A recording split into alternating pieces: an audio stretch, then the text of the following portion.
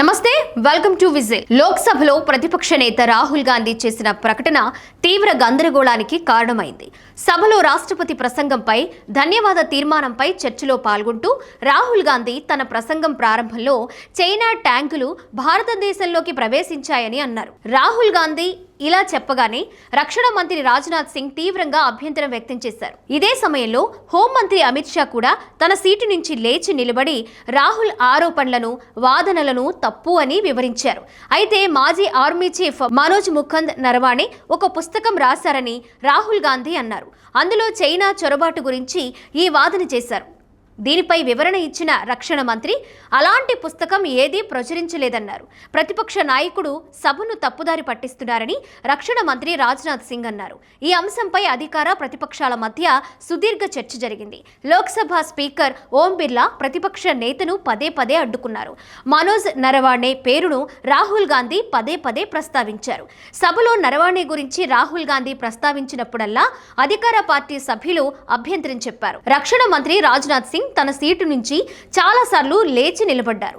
అమిత్ షా కూడా చాలాసార్లు లేచి నిలబడి ప్రతిపక్ష సభ్యులను వాస్తవాలతో మాట్లాడాలని కోరారు. ఈ గందరగోళం మధ్య స్పీకర్ ఓం బిర్లా సభ్యులు తమ ప్రసంగాలలో మ్యాగజైన్లు లేదా పుస్తకాలను ప్రస్తావించకూడదని తీర్పిచ్చారు. రాహుల్ గాంధీ అధికార పార్టీ నాయకుల మధ్య పదే పదే ఘాటైన చర్చ జరిగింది. చివరికి లోక్సభ స్పీకర్ సభను వాయిదా వేశారు. మాజీ army chief Manoj Mukund Naravane porn stars of destiny అనే పుస్తకాన్ని రాశారు. ఈ పుస్తకం 2020లో లడఖ్ గల్వాన్ లోయలో చైనాతో జరిగిన ఘర్షణ గురించి వివరిస్తుంది. ఘర్షణ సమయంలో సైన్యం, ప్రభుత్వం ఉన్నత స్థాయిలో తీసుకున్న నిర్ణయాల గురించి కూడా ఇది ముఖ్యమైన వాదనలు చేస్తుందని పేర్కొంది. అయితే ఈ పుస్తకం ఇంకా ప్రచురించలేదు. దేశ రక్షణ మంత్రిత్వ శాఖ ఈ పుస్తకాన్ని సమీక్షిస్తోంది. ఎందుకంటే ఈ పుస్తకానికి మంత్రిత్వ శాఖ సమీక్ష ఆమోదం అవసరం.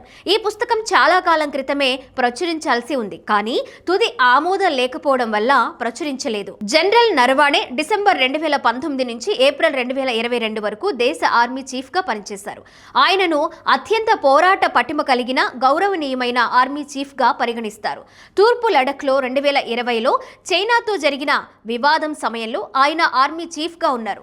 ఆయన దాదాపు 4 దశాబ్దాలుగా భారత సైన్యంలో సేవలందించారు. ఆయన చాలా కాలం పాటు చైనా సరిహద్దు అయిన దేశ తూర్పు కమాండ్ లో పనిచేశారు.